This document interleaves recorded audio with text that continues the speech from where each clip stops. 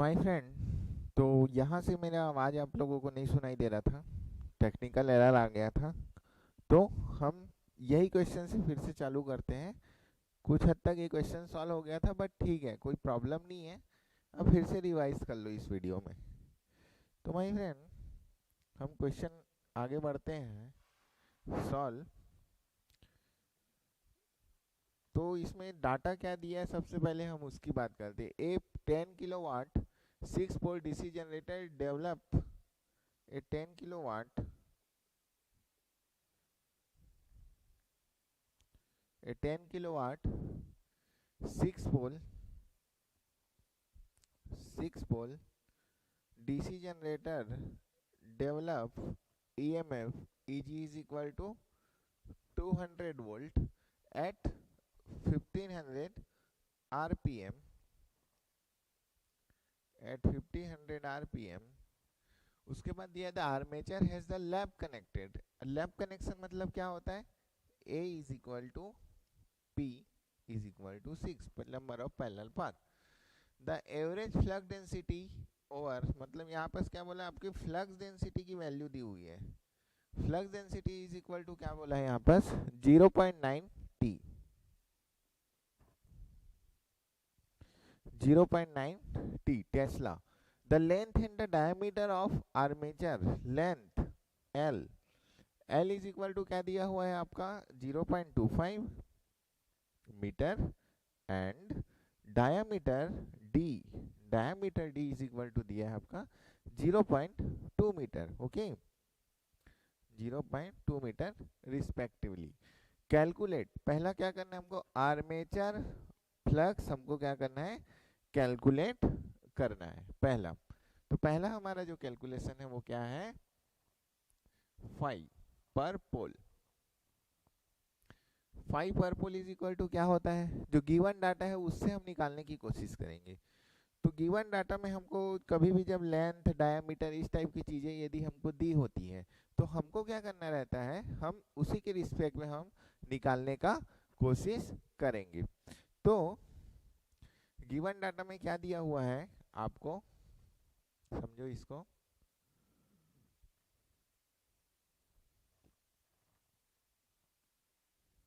ये आपको दिया हुआ है, क्लियर। और इसमें क्या दिया हुआ है? इसकी जो वैल्यू है ये दी हुई है डायामीटर की, और इस लेंथ की वैल्यू दी हुई है आपको। तो मैं मान लेता हूँ ये लेंथ मेरा L है और ये डायमीटर मेरा कैपिटल D है। ठीक है, तो ये एक्चुअल में क्या है? आर्मेचर है। क्या है ये? आर्मेचर। ठीक है, अब आप बताओ ये आर्मेचर का शेप कैसा होता है? आर्मेचर का शेप कैसा होता है? सिलेंड्रिकल शेप होता है। ठीक है, cylindrical shape. Flux per pole is equal to क्या आएगा? Average flux density into into area, into area. किसका एरिया? इस आर्मेचर का है, पर पोल एरिया। एरिया मतलब क्या होगा? आर्मेचर का पर पोल एरिया। क्यों पर पोल? बिकॉज ये हमको फ्लक्स कितना निकालना है? फ्लक्स पर पोल निकालना है। ठीक है, तो एरिया इज इक्वल टू क्या होगा? टोटल पर पोल एरिया। तो सबसे पहले मेरे को यदि इस आर्मेचर का एरिया फाइंड आउट करना है, तो मेरे को ये पता चलता है इसको देख के कि आर्मेचर का जो शेप होता है वो सिलेंड्रिकल शेप होता है। ठीक है, आर्मेचर का जो शेप है वो कौन सा शेप है आपका? Cylindrical, cylindrical shape. तो सिलेंड्रिकल, सिलेंड्रिकल का एरिया क्या होता है? तो एरिया ऑफ सिलेंड्रिकल, इसका कंप्लीट एरिया, एक सरफेस एरिया होता है, हम इसका कंप्लीट एरिया लेंगे। ठीक है, तो क्या होगा? Area is equal to 2 pi R, 2 pi R. ये 2 पाई आर में इस लेंथ का क्या कर दो आप? मल्टीप्लाई कर दो। समझ आ रहा है ना? देखो, इसका कोई याद करने वाली चीज नहीं। ये 2 पाई आर, इसमें आप पूरे लेंथ को क्या कर दो? मल्टीप्लाई कर दो। तो 2 pi R into L.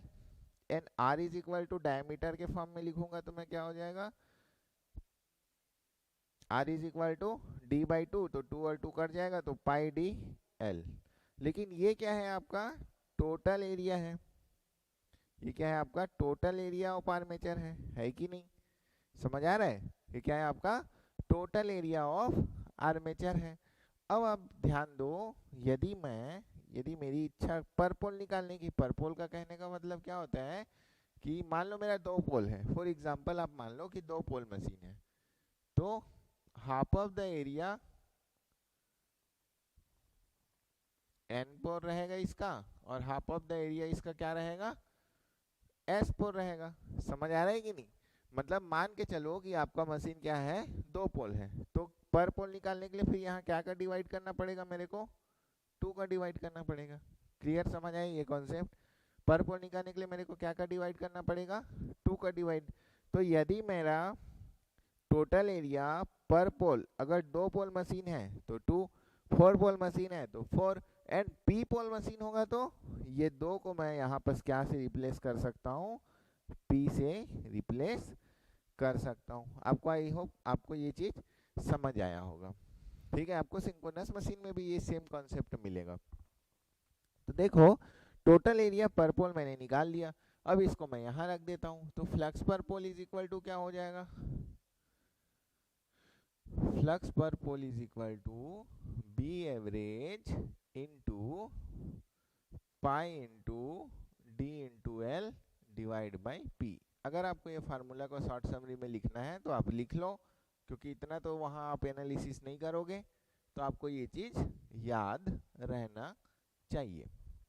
Clear? अब निकल जाएगा। अब तो सब वैल्यू हमको दी हुई है।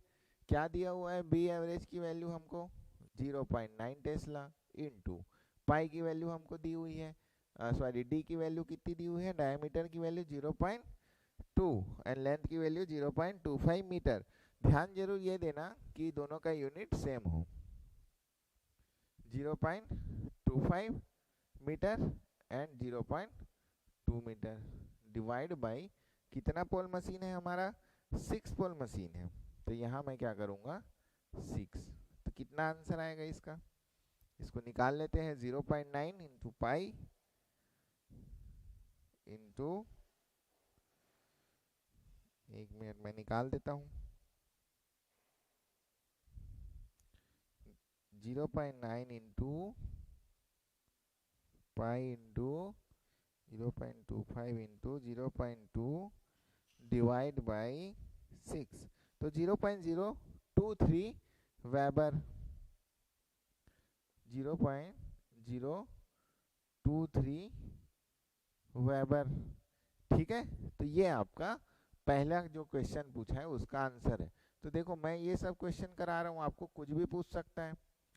आपको क्या है, इस फार्मूले से आपको बोल देगा कि अगर मेरे को फ्लक्स पर पोल चाहिए और मेरा फ्लक्स एवरेज फ्लक्स डेंसिटी इतना है, तो मेरा डायमीटर कितना होना चाहिए, या आपको पूछ सकता है आपका एरिया कितना होना चाहिए, पर पोल एरिया कितना होना चाहिए। तो इसमें बहुत सारे क्वेश्चन आपके बन सकते हैं। क्लियर? इसमें बहुत सारे क्वेश्चन आपके बन सकते हैं, डिपेंड एग्जामिनर इससे क्या क्वेश्चन आपको पूछना है, लेकिन आपको ये फार्मूला याद रहना चाहिए। क्लियर? चलो, तो माय फ्रेंड, ओ सॉरी, अभी हमारा क्वेश्चन खत्म थोड़ी ना हुआ है। नेक्स्ट क्वेश्चन हम पढ़ते हैं। पहला हो गया हमारा कंप्लीट। दूसरा क्या बोल रहा है, the number of active conductor in the armature.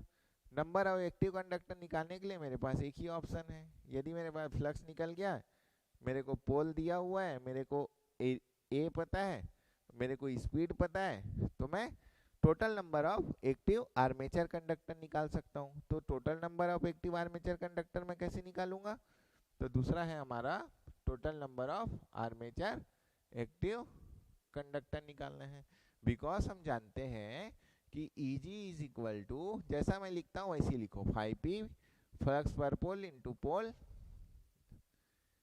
N by 60 into Z by A। Because lap winding है तो A is equal to P हो जाता है, तो A और P आपका कट जाएगा, तो flux is equal to 0.2, speed is equal to 1500 RPM divide by 60 into Z। और Eg इज इक्वल टू कितना दिया हुआ है, Eg is equal to 200 volt दिया हुआ है, तो Eg इज इक्वल टू आप 200 वोल्ट लिख दो। तो यहाँ से हमारा कितना निकल जाएगा, Z is equal to 200 into 60 divide by 0.2 तो 1500 कितना आएगा? 300 कुछ आएगा इसका आंसर। देखो क्लियर? आपको समझ आ रहा है ना? कॉन्सेप्ट आपको समझ आना चाहिए, मेन इंपॉर्टेंट चीज यही है। ठीक है, कॉन्सेप्ट आपका क्लियर होना चाहिए। और बिल्कुल भी डीसी मशीन या मशीन जैसे सब्जेक्ट में अब आपको डरने की जरूरत नहीं है। ठीक है, आपको बिल्कुल डरने की जरूरत नहीं है। मैं ऐसा पढ़ाऊंगा आपको कि सबसे फेवरेट सब्जेक्ट आपको मशीन लगेगा। ठीक है, इसका जिम्मेदारी आप मेरे को दे दो। कोई मिस्टेक हुआ है क्या? है 0.023 है ना? सॉरी सॉरी, यहाँ पर क्या है? 0.023 है, 023 तो 347.82 आ रहा है। तो अप्रोक्सीमेट हम लोग कंडक्टर को क्या लेंगे? 348 कंडक्टर। यहाँ तक आई होप आपको क्लियर हुआ होगा। ठीक है, नेक्स्ट हम लोग देखते हैं। नेक्स्ट तीसरा क्वेश्चन क्या पूछा है हमको? तीसरा क्वेश्चन पूछा है the torque develop by the machine when armature supply a 50 ampere current. 50 ampere current. तो माय फ्रेंड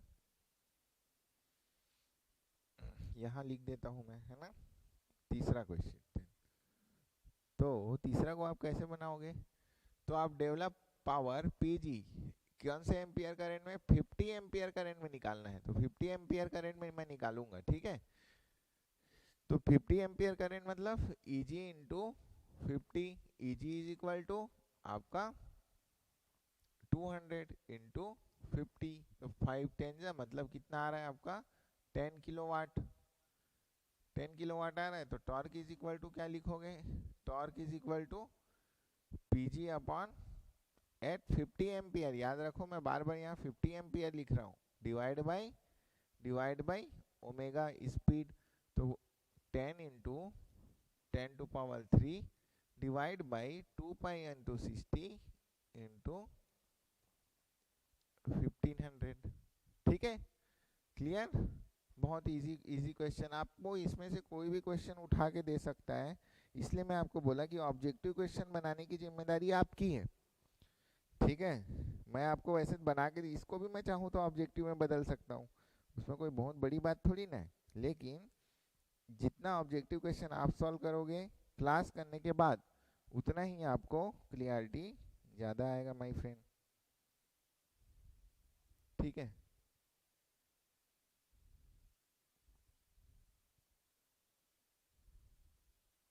तो 63.66 न्यूटन मीटर इसका आंसर आ रहा है। 63.66 न्यूटन मीटर। ठीक है, चेक कर लेना आप लोग आंसर को एक बार, बाकी कॉन्सेप्ट सब क्लियर है। तो ये आई होप आपको ये क्वेश्चन क्लियरली समझ आया होगा। नेक्स्ट क्वेश्चन की ओर हम लोग जाते हैं। Next question number 4। Question number 4 क्या बोल रहा है? इसको भी हम लोग लिखते हैं सॉल्व। पहले जो जो डाटा दिया उसको लिख लेते हैं।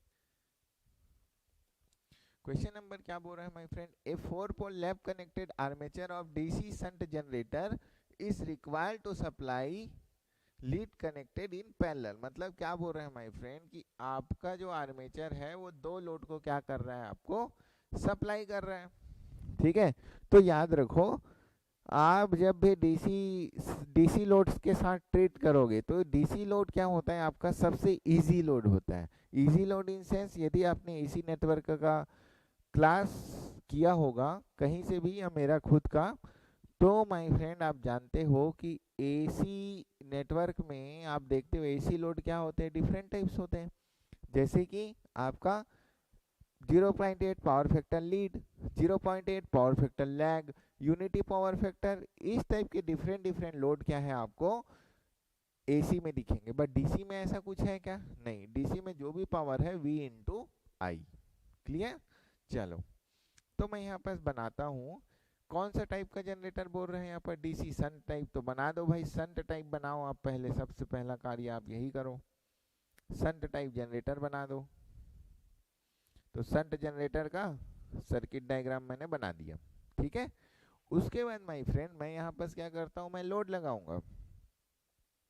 तो दो लोड लगा हुआ है, एक लोड किसका लगा हुआ है, 5 किलोवाट का, 5 किलोवाट का। एंड दूसरा लोड क्या लगा हुआ है, 2.5 किलोवाट का।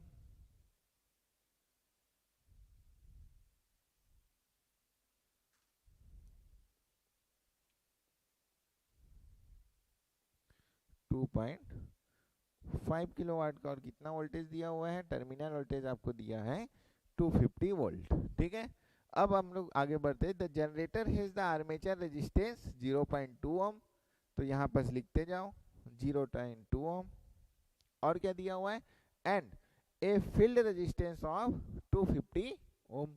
तो फील्ड रेजिस्टेंस मतलब ये वाला 250 ओम, ये हो गया आपका इजी, ठीक है माय फ्रेंड। अब क्या पूछ रहा है, the armature has 120 conductor in the slot, मतलब Z is equal to 120 conductor हमको दिया हुआ है, ठीक है। हम देखेंगे इसकी आवश्यकता पड़ेगी कि नहीं। And speed and run at 1000 RPM, तो N is equal to speed is equal to 1000 RPM। अब आगे बढ़ते हैं, क्वेश्चन क्या पूछा है, and 1 volt brush per brush drop is equal to 1 volt. अब क्या दिया है, find flux per pole and armature current per parallel path. मतलब क्या बोल रहा है, वो आर्मेचर करंट आपको निकालने बोल रहे हैं। आर्मेचर करंट कैसे निकालोगे, आर्मेचर करंट, आर्मेचर करंट ये इसको ऐसा काट दो, ये ऐसा मिस्टेक है टाइपिंग। तो आर्मेचर करंट आपको इसमें निकालने बोला है। तो आर्मेचर करंट क्या है, सीधा केसीएल लगाओ, कोई बहुत बड़ी बात थोड़ी है आर्मेचर करंट का। ये देखो, सबसे पहले यहाँ का करंट निकाल लो, यहाँ का आई निकालो। तो यहाँ का करंट कैसे निकलेगा आपको, 5 किलोवाट मतलब 5 इंटू 10⁻³ डिवाइड बाई कौन कितना वोल्टेज है, 250 वोल्ट है। तो ये 0 और 0 कट गया, 25 1 जा 25, 25 4 जा 100 एंड 5 4 जा 20। तो यहाँ जो एम्पियर ऑफ करंट आया यहाँ से निकलेगा ये 20 एम्पियर का करंट। समझ आया कैसे किया मैंने, 5 इंटू 1000 5 किलोवाट डिवाइड बाई जो टर्मिनल वोल्टेज है 250, तो 250 5, तो ये हो गया 5 एकम 5, यस ऐसे कर दिया 25 25 25 1 जा 25 एंड यहाँ 25 4 जा 100 एंड 5 4 जा 20। सिंपल, मैं बोला ना डीसी लोड में आपको सोचने की जरूरत नहीं है। दूसरा इसका करंट बता दो भाई, ये वाला करंट कितना होगा। तो ये वाला करंट कैसे निकाल सकते हैं, 2.5 किलोवाट, तो 2.5 इंटू 10⁻1110 डिवाइड बाई 250, ये तो और इजी है। क्या हो जाएगा भाई, क्या हो जाएगा, ये हो जाएगा आपका 1 0 इसमें चले गया, 25 2 0 बच गया, 0 0 डिवाइड बाई 250। ये देखो 2.5 किलोवाट डिवाइड बाई 250, ठीक है। तो एक दशमलव के कारण 1 0 चले गया, तो 2500 डिवाइड बाई 250, तो 250 1 जा 250, 250 10 जा। समझ आया कि नहीं। तो इसमें कितना आएगा आपका 10 एम्पियर आएगा। कैलकुलेशन है, छोटा छोटा कैलकुलेशन। ऐसे क्वेश्चन आपको AEJE में पूछता है, वन लाइनर, ठीक है। वन लाइन में आपको पूछ देगा, क्वेश्चन भले बड़ा दिखेगा लेकिन सॉल्यूशन उसका बहुत इजी होता है। अब बताओ भाई, यहाँ से टोटल कितना करंट जाएगा, 20 प्लस 10 एम्पियर मतलब 30 एम्पियर का करंट जाएगा। क्लियर, कितना एम्पियर का करंट जाएगा यहाँ पास, 20 प्लस 10 मतलब 30 एम्पियर का।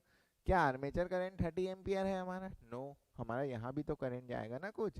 तो यहाँ कितना करंट जाएगा, देखो ये 250 वोल्ट है, ये 250 ओम का रेजिस्टेंस है, तो यहाँ कितना होगा 250 वोल्ट डिवाइड बाई 250 ओम, है ना। तो कितना आंसर आएगा करंट का, 1 ampere.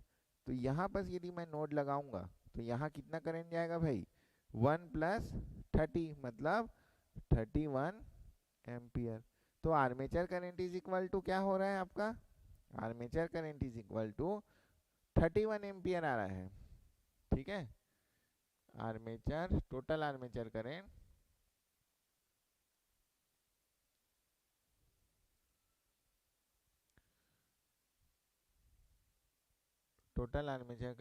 IA is equal to 31 ampere. दूसरा क्या पूछा है आपको, फ्लक्स पर पोल पूछा है, फ्लक्स पर पोल। ठीक है, तो फ्लक्स पर पोल के लिए हमारे पास तो ये ऑप्शन है Eg, Eg is equal to 5p into N/60 into Z/A। Connection कौन सा दिया है माय फ्रेंड आपको, कनेक्शन कौन सा दिया है, लैप वाइंडिंग दिया है ना यहाँ पास, ये देखो। तो A is equal to P, lap connection, तो A is equal to P and Eg generated voltage दिया हुआ है क्या, यहाँ नहीं दिया हुआ है। तो देखो यहाँ पास मेरे को Eg पहले निकालना पड़ेगा। ठीक है, Eg मेरे को अभी पता नहीं है, ज्ञात नहीं है Eg मेरे को। तो Eg इज इक्वल टू क्या करूंगा मैं, सिंपल है ना, Eg is equal to loop लगा दो। देखो मैं आपको बोला ना, कोई फार्मूला रटने की जरूरत नहीं है माय फ्रेंड, आप क्या करो, एक लूप लगा दो। कैसे लगाओगे वो लूप को, ऐसे लगाओगे ना, यहाँ से चालू करो, यहाँ जाओ, यहाँ से आओ और ये लूप लगा दो। तो जब आप लूप लगाओगे तो क्या आएगा, Eg -31 इंटू 0.2 और -250, मतलब मैं लिख देता हूँ, Eg जब आप एक KVL लगाओगे तो क्या होगा, Eg -31 into 0.2 -250 is equal to 0। ये होगा कि नहीं, ठीक है, आप ध्यान से समझना। अगर ये होगा तो Eg इज इक्वल टू कितना निकलेगा, Eg इज इक्वल टू कितना निकलेगा, थोड़ा सा इधर फोकस करिए। Eg इज इक्वल टू कितना निकलेगा बताइए मेरे को। अगर मैं खुद ही निकाल देता हूँ, आप लोग निकालोगे उतना टाइम तक बहुत टाइम हो जाता है। तो Eg is equal to 31 into 0.2 मतलब 6.2 प्लस 250 वोल्ट। ठीक है ना, 31 इंटू 0.2 प्लस 256.2 वोल्ट ये आ रहा है। 256.2 वोल्ट। जितने लोगों ने ये 256.2 वोल्ट लाया होगा वो एक काम ऐसा करना, इसको ऐसे काटना, अपने कॉपी में ऐसे जरूर काटना। ठीक है, ये ऐसा क्यों ऐसा काटोगे, ये मैंने जानबूझ के आपको लिखाया है और आप अपने कॉपी में ऐसा जानबूझ के काटना, ये मेरा तरीका है। आप ऐसा पूरा बहुत मतलब ये ऐसा आप मेरे पूरे क्लास में देखोगे ऐसे काटने वाला तरीका। कारण जब काट के आप ऐसा लिखते हो ना अपने कॉपी में, जब रिवीजन करोगे, क्यों यहाँ पर क्या मिस्टेक हमने किया, यहाँ पर लिखना विदाउट, ये यहाँ लिखना EMF generation, EMF generation without considering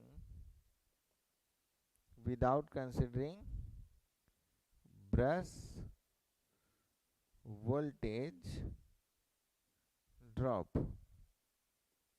मतलब हमने क्या बोला, यहाँ जो हमने EMF निकाला वो क्या है हमारा, EMF generation without considering brush drop.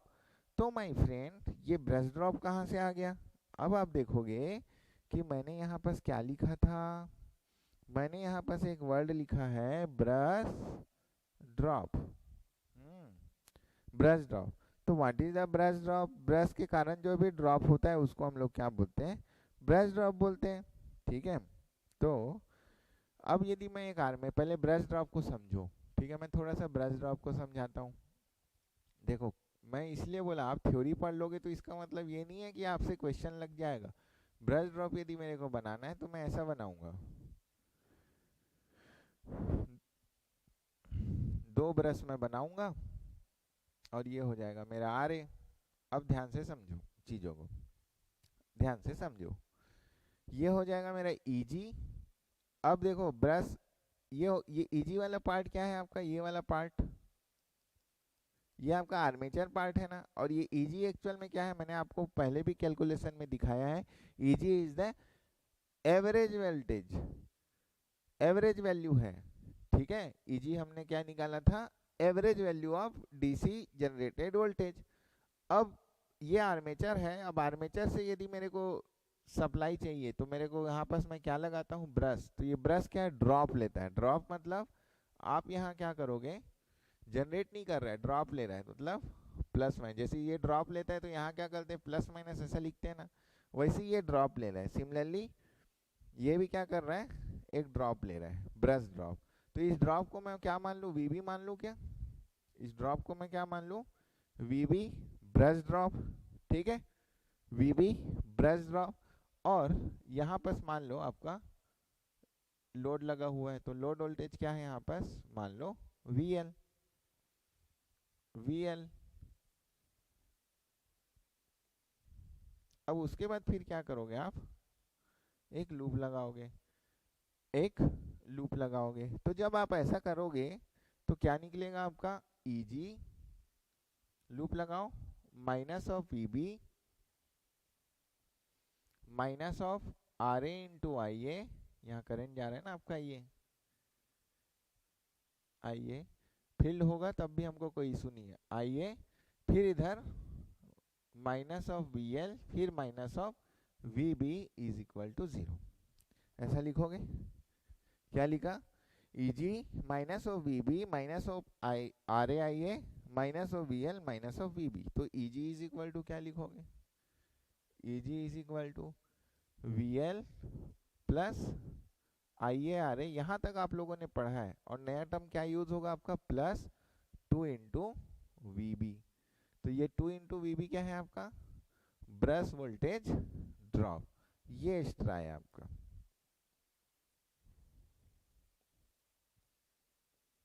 Brush voltage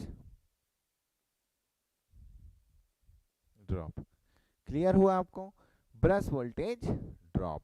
ठीक है, तो ये क्या हो गया आपका, ब्रश वोल्टेज ड्रॉप। तो माय फ्रेंड कभी भी आपको ऐसा भी छोटा सा भी क्वेश्चन दे सकता है, what is the total brush voltage drop, ये भी पूछ सकता है।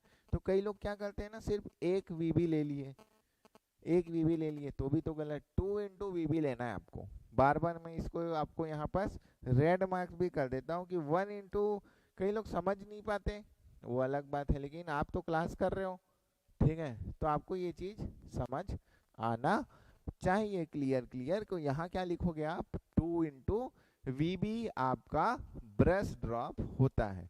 अब कोई बोल रहा है सर कि यहाँ पर तो फील्ड भी लगा दो ना, तो कोई प्रॉब्लम थोड़ी, ये टर्मिनल क्या इस इक्वेशन पे कोई प्रभाव डालेगा, नहीं डालेगा, कोई प्रभाव डालेगा, नहीं डालेगा। तो ये हमारा अभी एक्चुअल फार्मूला है। तो यहाँ से यदि मैं निकालूंगा तो इस वाले जो जनरेटेड वोल्टेज है ना, ये वाला जो हम लोगों ने निकाला, इसमें प्लस 2 वोल्ट आपका क्या हो जाएगा, और जुड़ जाएगा। तो 258.6 आपका करेक्ट आंसर है, Eg। तो Eg इज इक्वल टू क्या होगा, Eg इज इक्वल टू 256.2, इसकी वैल्यू तो हम लोग निकाले हैं, प्लस 2 इज इक्वल टू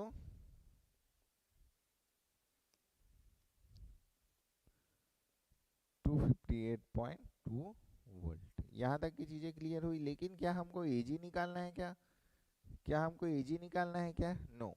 देखो क्लास कर रहे हो तो इसी चीज को आपको लिखने में टाइम लगेगा, इसी चीज को आपको पढ़ने में टाइम लगेगा, लेकिन जब आप क्वेश्चन सॉल्व करोगे ना, विद इन मिनट आप सॉल्व करोगे, यदि आपका कॉन्सेप्ट अच्छा है। क्वेश्चन पढ़ के ही आप समझ जाओगे, लेकिन वो करने के लिए आपको क्या करना है, प्रैक्टिस करना पड़ेगा। ठीक है, अब Eg इज इक्वल टू मेरे को पता है, Eg is equal to 5, left winding के कारण P गायब, इंटू जेड। तो फाई निकाल सकता हूं मैं। Phi is equal to E g into 60, E g into 60 divide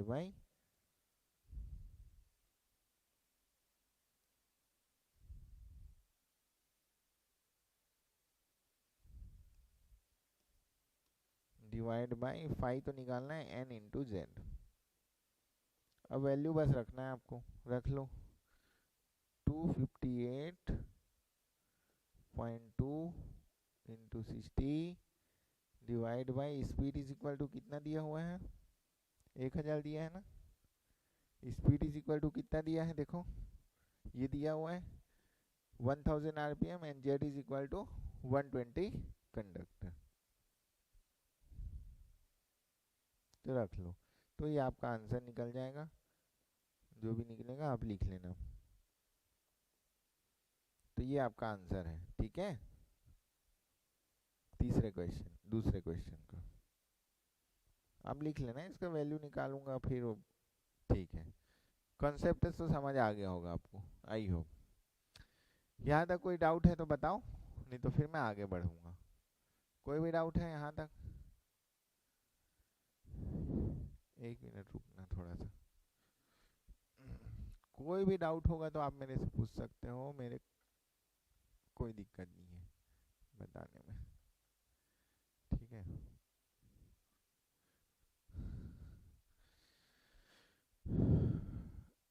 चलो,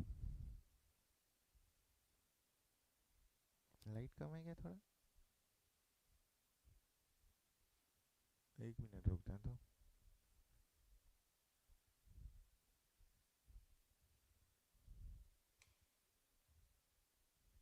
चलो, तो अब नेक्स्ट क्वेश्चन करते हैं माय फ्रेंड।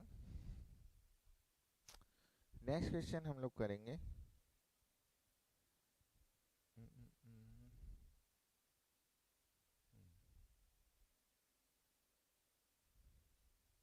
हाँ, ये रहा नेक्स्ट क्वेश्चन, ठीक है।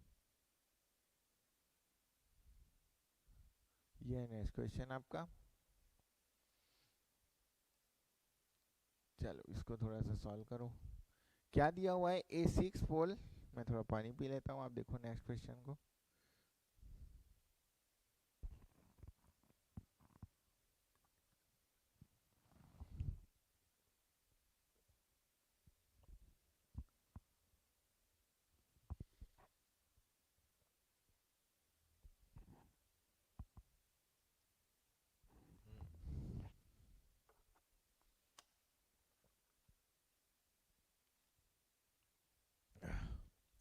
ये क्या दिया हुआ है, A6 पोल 12 किलोवाट। सॉल्व करते हैं इसको, इजी क्वेश्चन है। A6 pole P is equal to 6, 12 kilowatt DC machine, 12 kilowatt DC machine. DC machine is wave connected. Wave connected बोल रहे हैं मतलब सीधा सीधा आपको मतलब कुछ सोचना नहीं है। A is equal to 2 if the same machine is lap connected. तो वेव कनेक्टेड हो गया, और यदि मैं सेम मशीन को क्या बोल रहा हूँ, वेव कनेक्शन हो गया, वेव कनेक्शन कर दिया, तो क्या बोल रहे हैं, all other thing remain same, calculate its voltage current and power rating. Voltage current and power rating.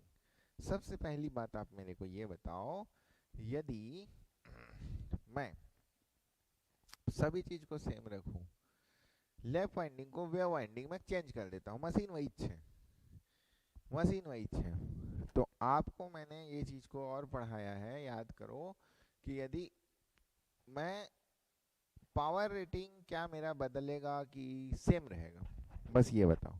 Power rating is depend upon the voltage rating and current rating, ठीक है।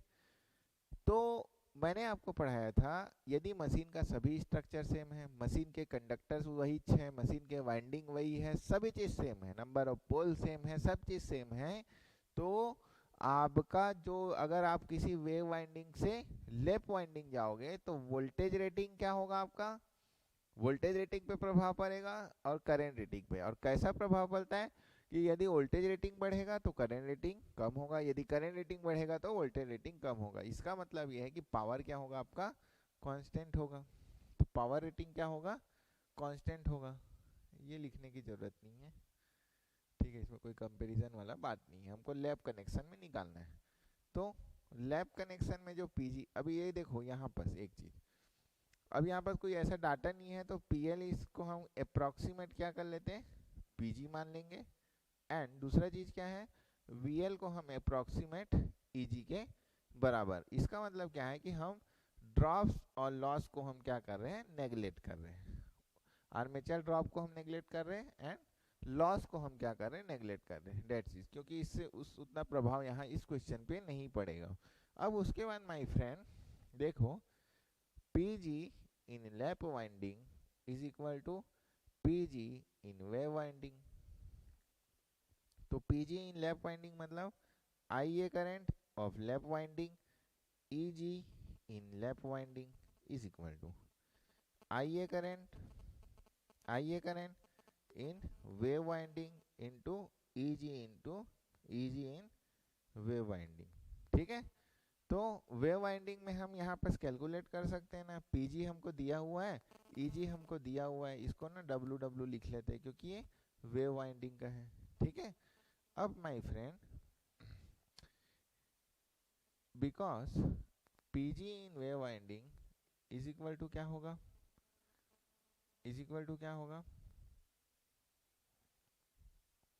इज इक्वल टू होगा I A in wave winding E G in wave winding. तो Eg की value दी है, Pg की value दिया हुआ, तो आई ए डब्ल्यू आप निकाल लो। तो आई ए डब्ल्यू मतलब armature current in wave winding. तो Pg की वैल्यू कितनी दी है, 12 किलोवाट, मतलब 12 into 1000 divide by Eg W कितना दिया हुआ है, 240। तो ये कट जाएगा आपका, 12 वन जा 12 टू जा 2 वन जा 2 5 जा एंड 2 0। तो आई ए डब्ल्यू कितना आ रहा है माय फ्रेंड आपका, 50 एम्पियर। यहाँ तक की चीजें क्लियर है, 50 एम्पियर। तो यहाँ पर 50 एम्पियर हम यहाँ पर लिख देंगे। लेकिन क्या मेरे को अभी Eg1 पता है, क्या मेरे को IAL पता है, नहीं पता है, यही तो हमको कैलकुलेट करना है ना। ठीक है, गुड, वेल एंड गुड। अब आप बताओ मेरे को, EGW जो भी Eg होता है, सॉरी जो भी Eg होता है, इस बाकी सभी चीज कांस्टेंट रखेंगे तो लैप वाइंडिंग और वेव वाइंडिंग करने से क्या चीज चेंज होता है, number of parallel path. Number of parallel path क्या होता है माय फ्रेंड, आपका चेंज होता है। तो नंबर ऑफ पैरेलल पाथ यदि मेरा चेंज होगा, तो यदि Eg लैप वाइंडिंग निकालना है, Eg वेव वाइंडिंग मेरे को दिया है, तो जस्ट इनवर्सली प्रोपोर्शनल है। तो ए डब्ल्यू अपॉन ए एल। तो यहाँ से मैं ईजी लैप वाइंडिंग, ये सब आपको मैंने पढ़ाया है ऑलरेडी प्रीवियस क्लास में। तो E G lap winding is equal to क्या होगा, A W upon A L into E G W. A W की value 2, A L is equal to number of pole, कितना पोल मशीन है भैया, 6 पोल मशीन है, इसलिए 6 इंटू ईजी डब्ल्यू कितना दिया हुआ है हमको, 240 दिया है क्या, E g W is equal to कहाँ गया, हाँ 240। ठीक है, क्लियर है ना कॉन्सेप्ट, 240 कितना निकल रहा है भैया, इसको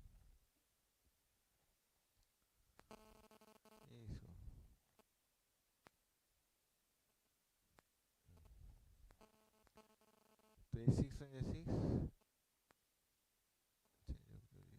6 4 जा 40, तो ये हो जाएगा आपका 4 8 जा 80 वोल्ट। ठीक है, ठीक है, क्लियर। तो क्या हुआ हमारा, EGL इन लैप वाइंडिंग, ये पूछा है हमको, तो कितना आ रहा है आपका आंसर 80 वोल्ट। अब हम करंट निकाल सकते हैं क्या? कैसे निकालेंगे? Current is equal to I A L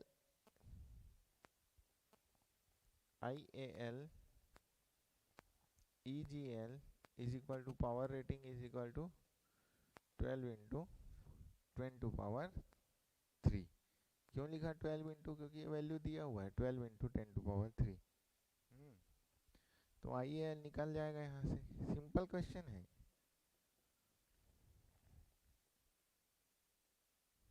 IAL is equal to क्या होगा बताओ?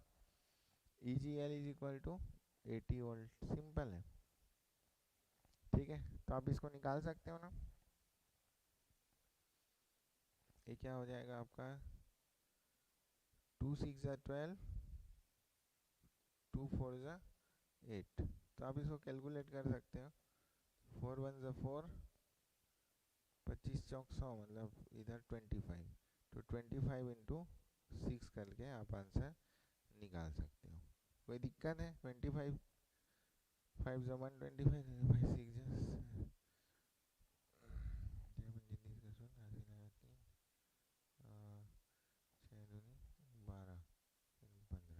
इतना आ रहा है क्या? 150 एम्पियर आ रहा है इतना। देख लो, एक बार कैलकुलेट कर लेता हूँ मैं भी, कुछ कैलकुलेशन मिस्टेक नहीं होना चाहिए। क्या है, ऑनलाइन जैसे क्लास होता है, ठीक है, इसमें कुछ भी मिस्टेक हो जाता है ना, तो फिर वो कभी सुधरता नहीं है। ये बड़ा दिक्कत है। फिर दूसरी क्लास में सुधारो उसको।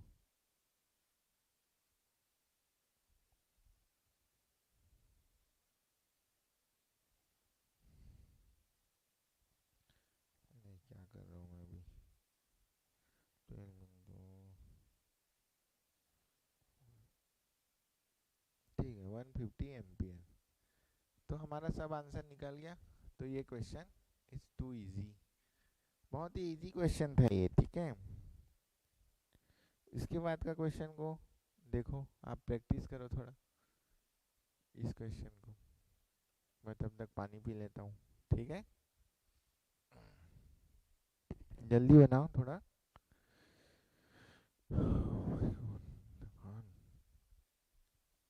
क्या बोल रहे हैं पहले पढ़ो। ए डीसी शन generator has induce voltage, A DC शन जनरेटर, अरे क्या हो गया, दिख नहीं रहा है क्या आपको? ए डीसी शन generator has induce voltage on open circuit of 127 volt.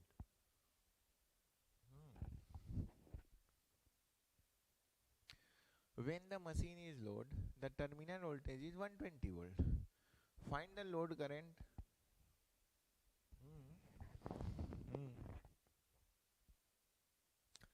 अब मेरे को बताओ, इसमें कुछ कुछ हार्ड चीज है क्या? आप बताओ।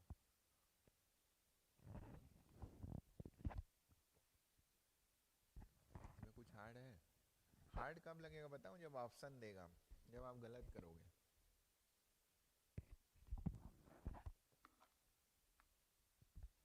मैं बताऊंगा आपको क्या गलत आप करोगे।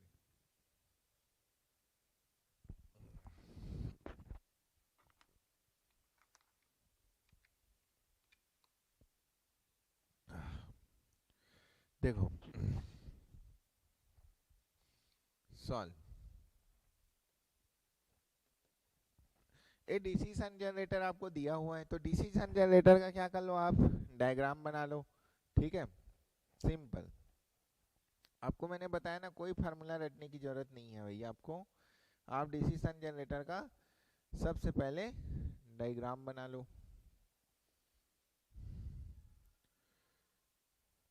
अब ये क्या बोल रहे हैं, यदि मेरा नो लोड होगा तो कितना कितना आएगा no load voltage? No load voltage कितना आएगा आपका? 127 वोल्ट आएगा। और जैसे ही लोड लग गया तो यहाँ कितना आएगा? 120 वोल्ट आएगा। आपको फील्ड रेजिस्टेंस दिया हुआ है यहाँ पर 15 ओम, ठीक है, और आपको आर्मेचर रेजिस्टेंस आपको क्या दिया है? 0.02 ओम। अब आपको क्या पूछ रहा है पता है? आपको पूछ रहा है कहाँ गया, find the load current. Load मतलब दिस IL। अब यहाँ पास गलती क्या करते हैं बताओ, मैं ऑप्शन में ये दिए रहते हैं, लोग आई ए फाइंड करके आई ए ऑप्शन में देगा, यहाँ पर जो भी आई ए की वैल्यू होगा ना यहाँ ऑप्शन में देगा, अब उसको टिक मार देते हैं, इसकी वजह से आंसर गलत हो जाता है और कुछ नहीं है। बाकी इस क्वेश्चन में कुछ नहीं है, ठीक है। तो माय फ्रेंड इसकी वैल्यू बता दो आप। 120 डिवाइड बाय 15 एम्पियर आएगा कि नहीं। 120 आपका वोल्टेज है, डिवाइड बाय 15, तो 120 डिवाइड बाय 15 मतलब 8 एम्पियर करंट आपका फील्ड करंट है।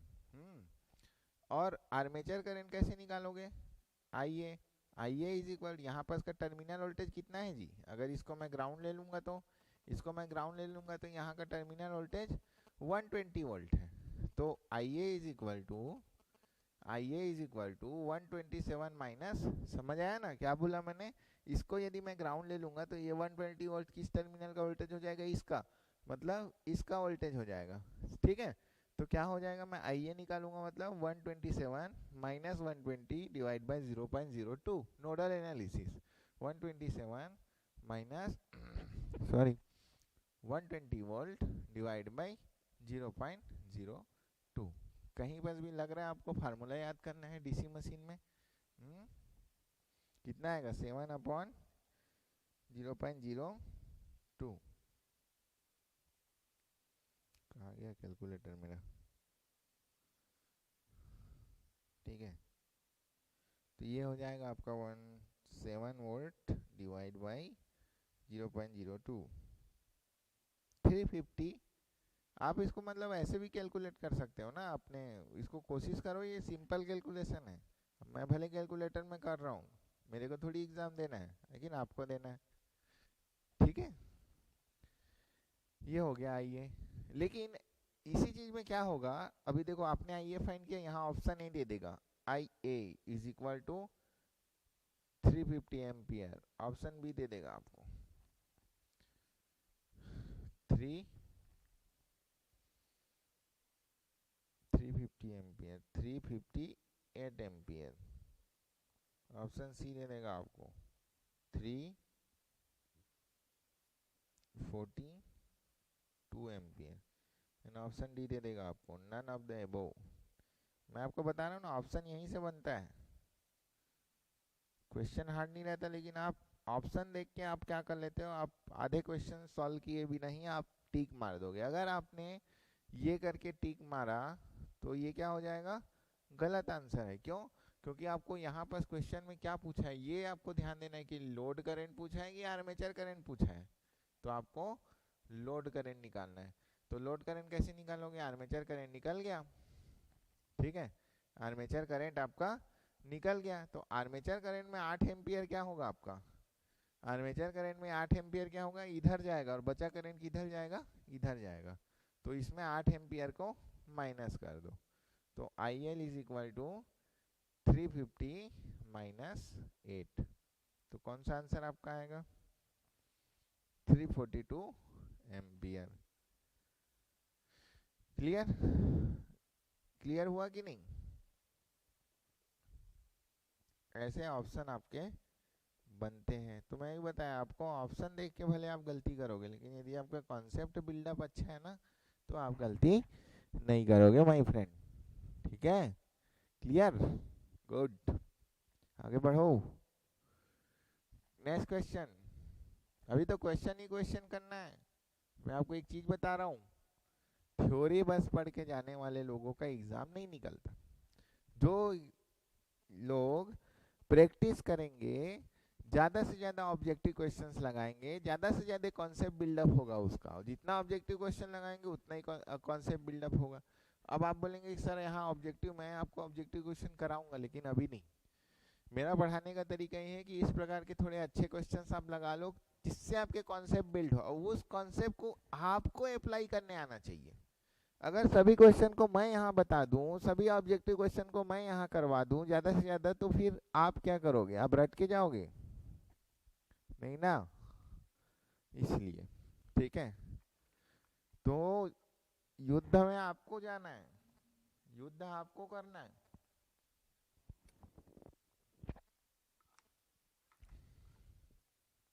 इसलिए ऑब्जेक्टिव क्वेश्चन आपको लगाना है। सॉल्व करो, solve. A 4-volt lap on DC generator has a flux per pole of 0.07 Weber. The armature winding consists of 220 turns, each turn having a resistance of 0.04 ohm.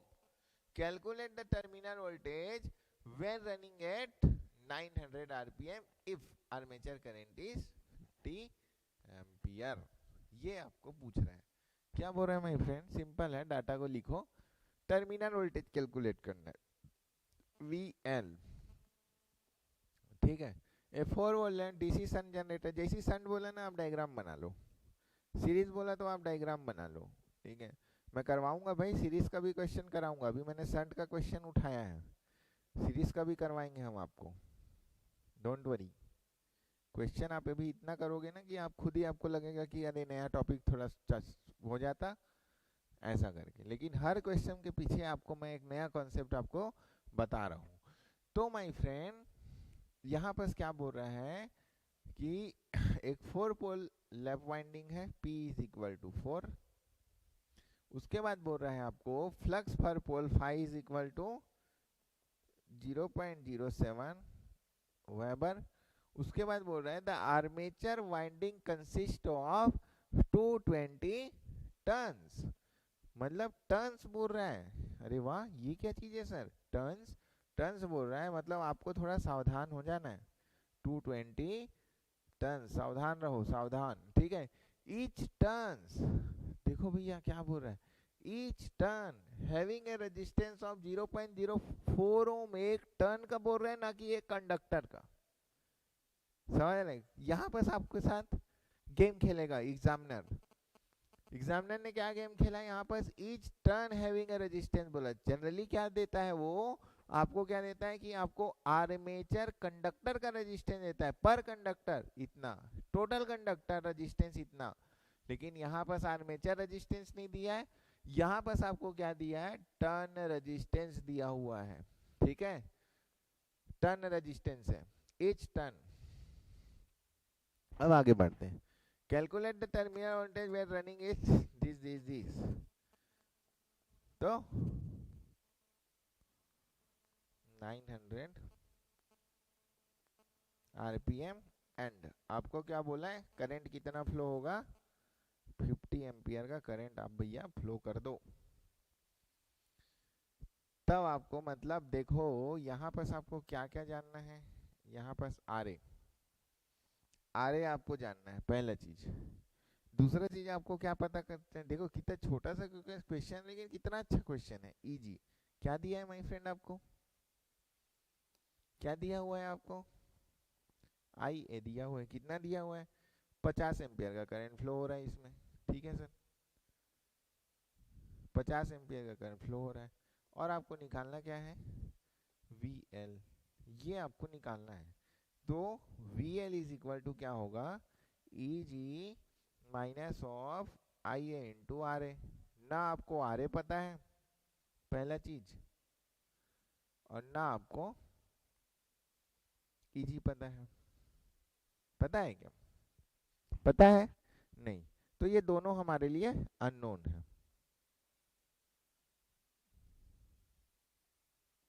आपको question पसंद आ रहा है तो जरूर बताया करो कि क्वेश्चन कैसे मैंने सॉल्व कराया आपको, और आपको कॉन्सेप्ट बिल्डअप आपका हो रहा है कि नहीं, आप बताया करो, मोटिवेशन मिलता है, ठीक है। आपसे हम कुछ मांग थोड़ी ना रहे हैं। क्या मांग रहे हैं? क्या मांग रहे हैं? आपका टाइम, आप टाइम दो, आप मेहनत करो, यही मांग रहे हैं हम, ठीक है। तो माय फ्रेंड इजी, इजी का फार्मूला मैंने आपको बताया कैसे लिखना है क्योंकि कौन सा कनेक्शन है भाई? लैप वाइंडिंग है, हाँ? लैप वाइंडिंग है, मतलब ए इज इक्वल टू पी। तो यहाँ हो जाएगा 5 इंटू n/60 इंटू जेड। ओ माई गॉड, 5 तो मेरे को पता है, एन भी मेरे को पता है। अब यहाँ पास मेरे को फाइंड आउट करना है, तो यहाँ पास मेरे को क्या नहीं पता है, यहाँ पास मेरे को जेड नहीं पता है। देखो मतलब हम कैसे, यहाँ से ये अननोन, इस अननोन से ये अननोन, ऐसे हम जा रहे हैं। ठीक है, क्लियर। तो my friend, what is the value of Z कैसे निकालेंगे, total number of conductor. Z क्या है आपका, total number of conductor. Z is equal to total number of conductor. ठीक है, जेड इज इक्वल टू क्या है आपका, total number of conductor. How you calculate the total number of conductor, कैसे निकालोगे। टोटल नंबर ऑफ टर्न्स मेरे को पता है, यहाँ पर दिख रहा है आपको, टोटल नंबर ऑफ टर्न्स दिख रहा है, हाँ सर दिख रहा है। तो आप मेरे को बताओ, एक टन में कितने कंडक्टर होते हैं, एक टन में कितने कंडक्टर होते हैं, एक टन में 2 कंडक्टर होते हैं। पढ़ाया हूं ना इसको, कई बार पढ़ा चुका हूँ, ठीक है, डाउट नहीं करने का। एक टन में 2 कंडक्टर होते हैं। तो आप बताओ 220 कंडक्टर में कितने टन होंगे, 220 टन में कितने कंडक्टर होंगे। तो 220 को इधर मल्टीप्लाई करो, 220 turn into 2 into 220 is equal to 440 conductor. कितने कंडक्टर हो गए, 440। तो जेड की वैल्यू कितनी हो गई, तो जेड इज इक्वल टू क्या निकल गया, जेड इज इक्वल टू 440। अब इस जेड की वैल्यू को आप यहाँ रख दो, तो आपको क्या मिल जाएगा, Eg मिल जाएगा। तो Eg फाई की वैल्यू दी हुई है आपको 0.07, 0.07 into 900/60, 900/60 and z is equal to 440।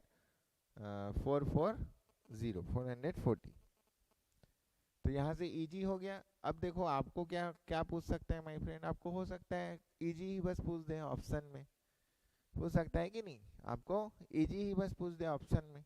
ठीक है, तो आपको ये सब लेके चलना है। चलो इसका भी आंसर बताओ भाई, क्या आएगा, क्या क्या खुल जाता है ये, एक मिनट, कहाँ गया मेरा कैलकुलेटर। ठीक है, 0.07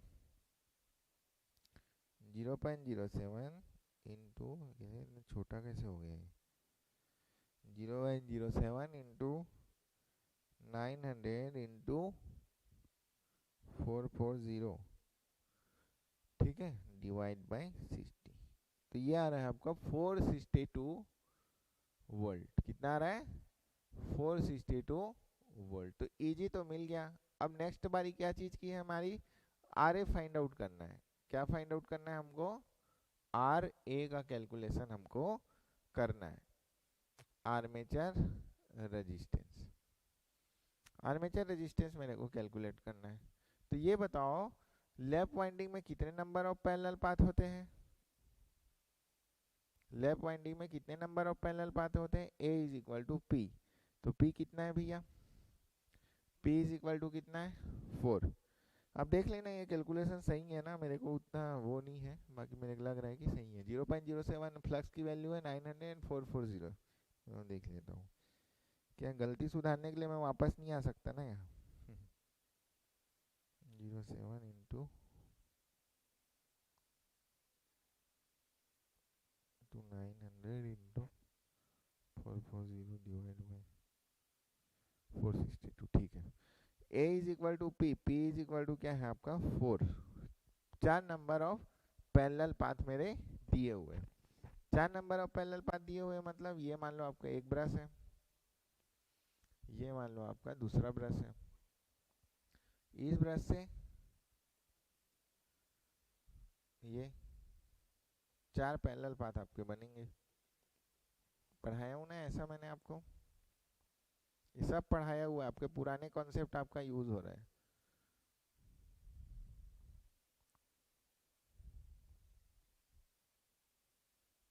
ठीक है, ये हो गया। और यहाँ पर जो रेजिस्टेंस हम लोग इक्विवेलेंट निकालेंगे ना, ये पॉइंट और इस पॉइंट में, यही हमारा क्या होगा, आर्मेचर रेजिस्टेंस की वैल्यू होगी, आर ए।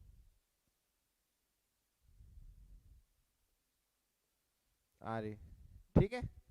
यहाँ तक ये वाला सर्किट डायग्राम आपको क्लियर हुआ? क्लियर हुआ। अब देखो टोटल नंबर ऑफ कंडक्टर मेरे कितने हैं, जेड। जेड तो चारों पास में मेरे को बांटूंगा मैं, तो कितना कंडक्टर मेरा डिवाइड हो जाएगा, Z/4। यहाँ तक की चीजें क्लियर हुई, Z/4। अब यहाँ पास मेरे को कुछ चीज दिया हुआ है, एक टन का रेजिस्टेंस कितना दिया हुआ है। यहाँ पर देखो आप क्या गलती करोगे, यदि इसको एक कंडक्टर का रेजिस्टेंस आप मान लिए तो आपका गलती हो जाएगा। यहाँ ही बस एग्जामिनर गेम खेला है, ठीक है। जो बच्चे को सॉल्व करने आता है वो भी गलती कर सकता है। यहाँ पास इच टन हैज रेजिस्टेंस 0.04 ओम बोला है। इच टन, कहाँ गया, इच टन मतलब ये आपका एक टन है, एक टन बनने में दो कंडक्टर लगते हैं, ये। तो यहाँ पास का रेजिस्टेंस आपका क्या बोला है, 0.04 ओम। समझ आया? यहाँ पर इसका रेजिस्टेंस को क्या बोला है, 0.04 ओम। 0.04 ही है ना, 0.004 है, सॉरी 0.004 ओम। 0.004 ओम बोला है, ये ऐसा एक टन का रेजिस्टेंस। क्लियर? तो एक कंडक्टर का रेजिस्टेंस क्या होगा, आरसी मान लेता हूँ, आरसी। तो 2 RC, समझ आ रहा है ना, यही कॉन्सेप्ट है, यही कॉन्सेप्ट है। रेड मार्क कर लो ये सबको, जो छोटा छोटा चीज मैं लिखवा रहा हूँ सर्किट डायग्राम ना, कोई बुक बुक में नहीं मिलेगा आपको, इतना डीप नहीं पढ़ाते कोई।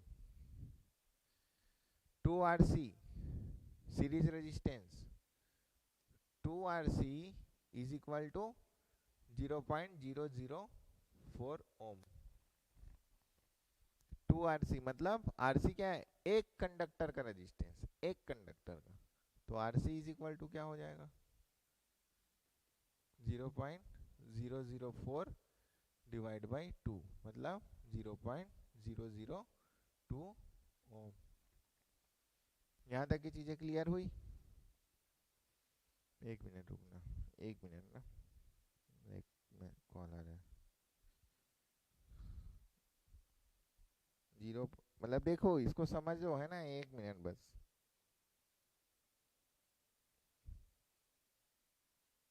ठीक है, क्लियर हुआ? अब देखो, एक मिनट, हाँ मैं क्या बता रहा था, ये बताया था R C is equal to 0.004 into 2, तो इज इक्वल टू 0.002। तो एक कंडक्टर का रेजिस्टेंस का वैल्यू मेरे को मिल गया 0.002 ओम।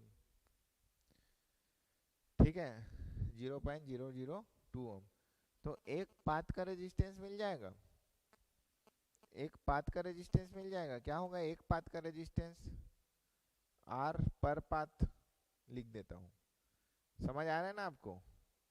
R A is equal to क्या होगा, पहले मेरे को बताओ। R A is equal to क्या होगा, एक पाथ का रेजिस्टेंस डिवाइड बाई, क्योंकि चारों रेजिस्टेंस क्या होगा, सेम होगा। तो मान लेता हूँ ये एक पाथ का रेजिस्टेंस कितना है, आर पर पाथ, ऐसे लिख देता हूँ, आर पर पाथ, आर पर पाथ, आर पर पाथ, आर पर पाथ, आर पर पाथ। आर पर पाथ को आप 4 से डिवाइड करोगे तो आपका आर ए निकलेगा। तो आर पर पाथ, क्यों, क्योंकि चारों क्या है, पैरेलल में कनेक्टेड है। मैं नेटवर्क में पढ़ाया था ना, देखो सब कॉन्सेप्ट आपका यूज होता है। ठीक है, तो आर पर पाथ डिवाइड बाई 4। तो आर पर पाथ कितना है भाई, आर सी इंटू Z/4, क्योंकि टोटल नंबर ऑफ कंडक्टर कितने हैं, Z/4, और एक कंडक्टर का रेजिस्टेंस कितना है आपका, आर सी। ये फार्मूला भी बना दूंगा मैं आपके लिए। तो R A is equal to क्या होगा, आर ए इज इक्वल टू आर सी। ये फार्मूला ऑलरेडी मैंने बनाया भी हुआ है, लेकिन ठीक है, कितने ही फार्मूला याद करोगे, जेड बाई 4। ठीक है, आपको फार्मूला ये चीज़ याद होगा, मैंने बनाया। अगर इसको पी लोगे और ये पी, ये पैरेलल पाथ है ना आपका, ये भी पी ये भी पी, तो भी आप फार्मूला इसमें बना सकते हो। आरसी की वैल्यू रख दो भाई 0.002। जेड की वैल्यू कितनी आई थी, जेड इज इक्वल टू 440 आया था क्या, हाँ जेड इज इक्वल टू 440। तो Z is equal to 440 divide by 4 × 4, ये निकल जाएगा आपका आर ए का वैल्यू। कितना आ रहा है भाई,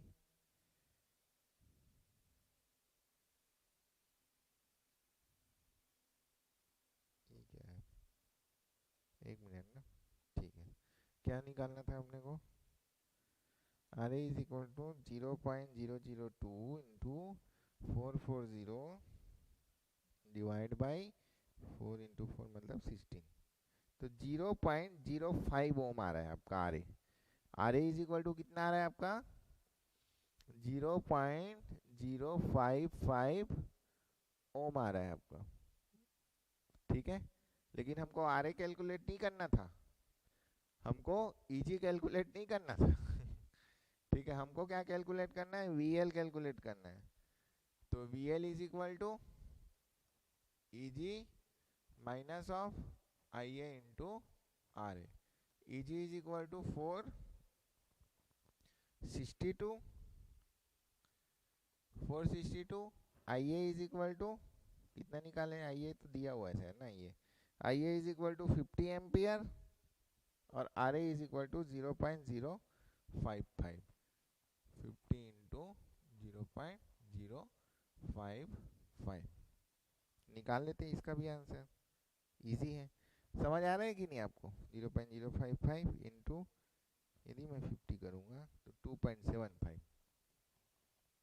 देखो कितना अच्छा क्वेश्चन है, इसी क्वेश्चन में 3-4 क्वेश्चन आपके बन जाएंगे।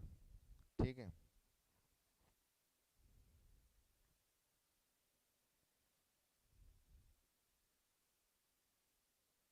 Minus 462 459 459.25 volt V L. ठीक है, वी एल, ये आपका माय फ्रेंड आंसर है। ठीक है, मैं इसको फिर से रिवाइज कर देता हूँ आपके लिए। देखो मैंने क्या क्या किया, सबसे पहले ये क्वेश्चन देखो कितना छोटा, सॉल्यूशन देखो कितना बड़ा, लेकिन सॉल्यूशन बड़ा नहीं है। ठीक है, मैंने लिखा है इसलिए आपको बड़ा दिख रहा है। सबसे पहले क्या है, यहाँ पर मेरे को टर्मिनल वोल्टेज निकालना है। तो टर्मिनल वोल्टेज के लिए ईजी और बहुत फोन आते हैं ना, डिस्टर्ब हो जाता है। ईजी हो गया, ठीक है, और आर ए, आर ए है ना। उसके बाद क्या होगा, E G minus I A into R A. तो ईजी ना मेरे को पता है ना मेरे को आई ए पता है, तो सबसे पहले मैं गया ईजी कैलकुलेट करने। तो ईजी का यदि मैंने फार्मूला लिखा तो 5 into N by 60 into Z, Z. ठीक है, तो जेड क्या है मेरा, Z is equal to total number of conductor है। ठीक है, टोटल तो मेरे एक टन में 2 कंडक्टर होते हैं, तो 220 टन में कितने होंगे, 440 कंडक्टर होंगे। तो जेड की वैल्यू मैं यहाँ रख दिया, एन की वैल्यू मेरे को 900 आरपीएम दिया हुआ है, फाई की वैल्यू मेरे को 0.07 दिया हुआ है।